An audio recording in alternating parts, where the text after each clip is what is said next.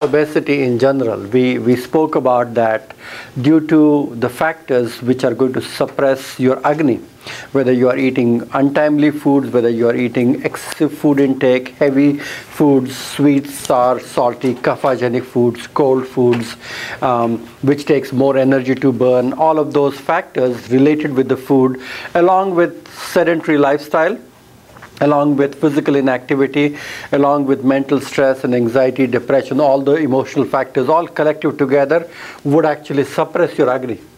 As we spoke about Pitta Dhara sa eva Majjadhara Kala, where your Pitta Dhara Kala, which is the aspect of Agni, and Majjadhara Kala, which is the aspect of your brain and nervous system, is all similar. Okay, so everything which affects to the one will affect the other in vice versa manner, good and bad manner both. So in general, whenever we are trying to treat obesity, there is a huge emotional component which we are always blocked with. And that emotional component would be associated with maybe lack of love in their life, whether they are craving for something sweet, or they are actually depressed and they are having a weird image about their own body, about certain things, or they are actually having almost a sense of too much of attachment and things related with food, which is some kind of a satisfaction which gives them.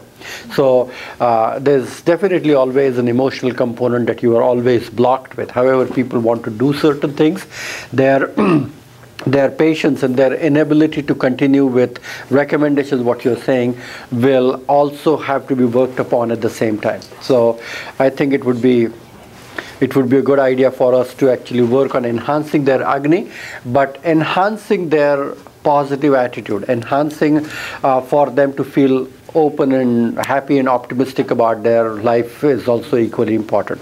So we are looking at restoring Agni, and we look at the main Rupa. Rupa is something to do with what are the actual presentation of an overweight or obese person. A person accumulates both the dhatus, meda and mamsa, which is fat and tissue, which causes distension of the abdomen, enlargement of the breast, buttocks. Condition is called as obesity, which result in malnourishment and lethargy down the road. So what happens is you are and this is something which we see quite often, that people are doing a lot of physical activity, they are lifting weights, they are doing sports, they are doing tonifying their system quite a bit, and they are having big muscles, they have their forearms and thighs and everything is nice, big, strong, muscular. They stop exercising and most of that muscles which have developed can get converted into fat very easily. And so this is an excessive muscle, and I have reservations about people who carry so much of excess fat in their body and they want to go and work out and suddenly start lifting weights and everything, and it is told by their fitness instructors that don't worry about cardio, just do weight training to lose weight. Have you heard that? Yeah. Don't do cardio, just do weight training, and that will build your muscles and help you burn the fat.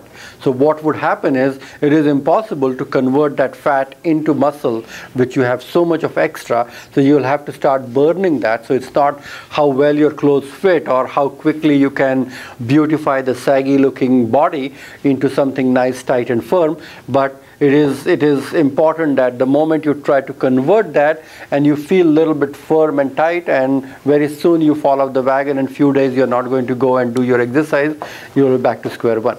But you're still dealing with those 20 extra pounds you have, which you are sometimes trying to make them nice and tight, muscular, and sometimes an excessive heavy baggage what you carry. So in general, it's a good idea to probably lighten up first and then tonify your body.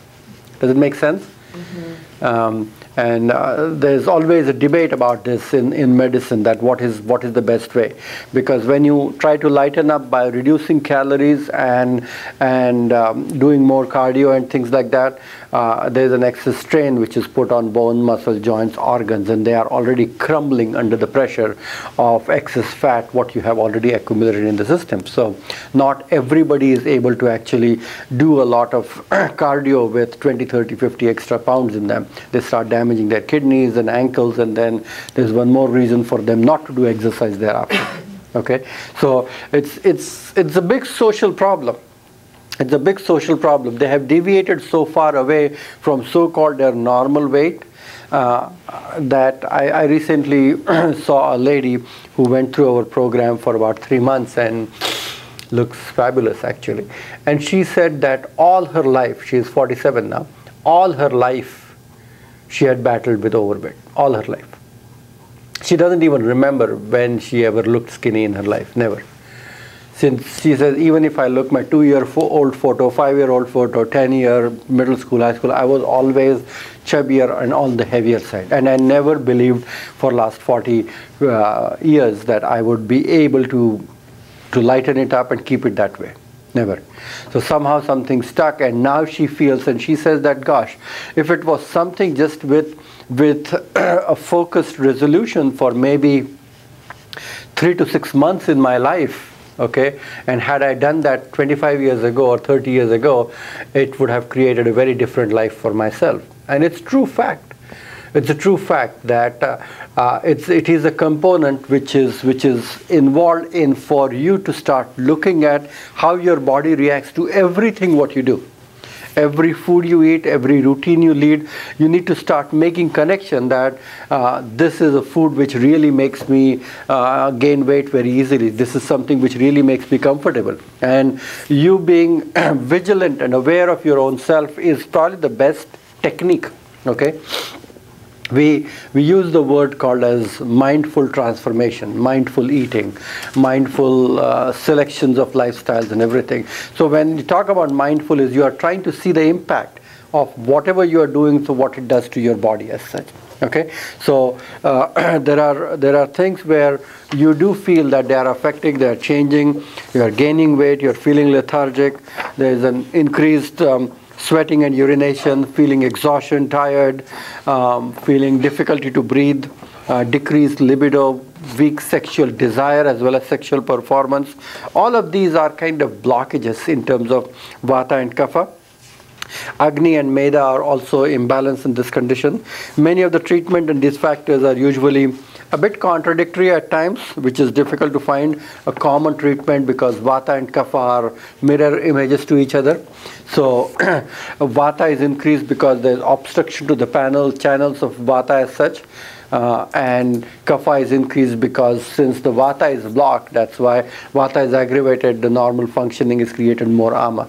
You create more ama, you create more blockage. Because of more blockage, you create more Vata imbalance. So it's a vicious cycle. So you may want to treat Vata by giving them cold, heavy, soft, grounding foods, and you want to treat Vata by warming, heating, stimulating kind of herbs. And you need to balance these remedies in a way where you are allowing that Vata to flow out properly without letting Kapha go out of balance. We should clearly understand the role of Agni in obesity. I think it's one of the most important aspects. Each tissue has a special Agni, has a cellular fire. The fat tissue also has such a fire called as Meda Agni, the Agni of fat tissue. The fire has two different noticeable factions. The first faction is anabolic, which is something to build tissues and converts nutrients into the fat tissue. The second factor is more of a catabolic activity where it starts converting fat as it engages into transformation of fat into some other tissue, especially the tissues after fat, which is bones and the nerve tissue. So this catabolic fraction of Agni in fat tissue becomes a little bit weak, and the output of the fat is a bit reduced. So the input of fat continues and the fat increase which gets accumulated.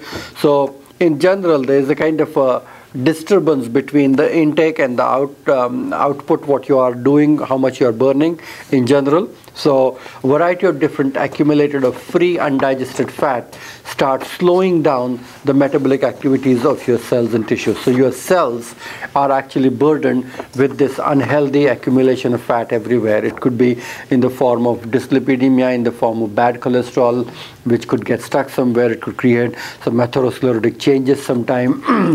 It can also create almost a slow, low grade of sluggishness everywhere. So you imagine that small degrees of ama which is pocketed in almost all the cells and tissues in the body. So the whole body feels dull. The whole body feels heavy.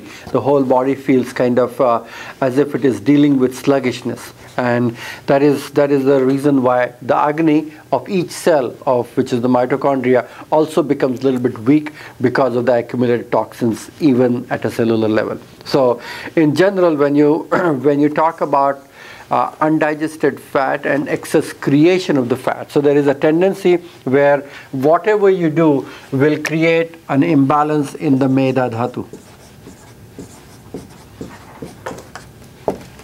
Okay, so you have few dhatus before this, which is rasa, rakta and mamsa, and you have few dhatus after that, which is asthi, majja and shukra. Correct? So you are eating so-called normal foods, and now you have created a lot of meda dhatu in the food, in the body. Okay, you are carrying extra 30 pounds in your body where you are having excess fat accumulation into your system. And now once you have extra 30 pounds accumulated in the system, which is creating a cellular ama everywhere or creating a blockages of the channel, what it does is it actually creates a cellular confusion and almost a memory loss of how an ideal meda dhatu should be created and should be nourished. So it hampers the cellular intelligence of the fat tissue metabolism. So whenever you eat any food, instead of nourishing rasa, rakta and mamsa, it is constantly nourishing undigested fat, creating undigested fat into system. So the 3 before and the 3 after, they are all getting hampered, and you are constantly creating a loose adipose tissue in the body, which creates very weak other tissues. So it's like you are feeding only unhealthy part of your body, and whatever you eat good is still getting into fat. Okay, even if you start eating healthy, organic, everything, since the agni of the meda dhatu is so impaired because of the burden what was put on it, anything what goes in is still getting converted into fat, unhealthy fat all the time. So there is a drastic need of changing the fires of which is the digestive agni as well as the meda agni, which is a cellular fire of meda dhatu as such. So as a general line of treatment, we always talk about langana. Langana, which is fasting, is it's almost basic idea of starvation or minimizing of the heavy food intake what you eat. So it's a reduction treatment, lightening treatment, whatever you call it. It is langana to create a sense of lightness in the body. And it's a restrictive calorie diet, you can call it.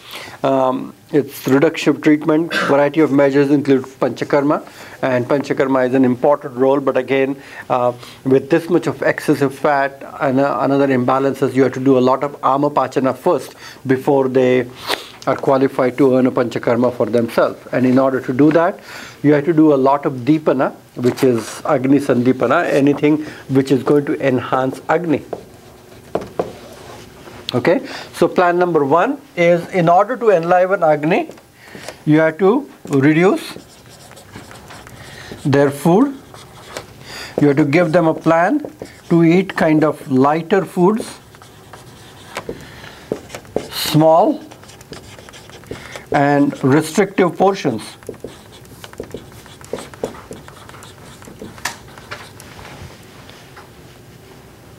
Is that correct? So for example, if someone is eating, say, salad for lunch and the steamed veggies in the evening for dinner, and eating some citrus fruits as snacks or something which does not contain any grains and anything, you are talking about reduction of the food, that's for sure. You're talking about foods which are lighter, that's for sure, and you're talking about small restrictive portions of the food. So can you suddenly restrict the overall dietary intake into making the food lighter and smaller in proportion, smaller in quantities, so that there is not a sudden shift or change in body feeling very weak or exhausted or tired? Because you are bound to feel that if you suddenly take 3,000 calorie what you are eating to something which is just 500 or 1,000 calories. So there is a noticeable shift what the body will feel, and you will have to support that by adding the right kind of lighter foods. And you will have to be very creative with coming up with that, whether you are giving them puffed rice cakes to eat, or you are giving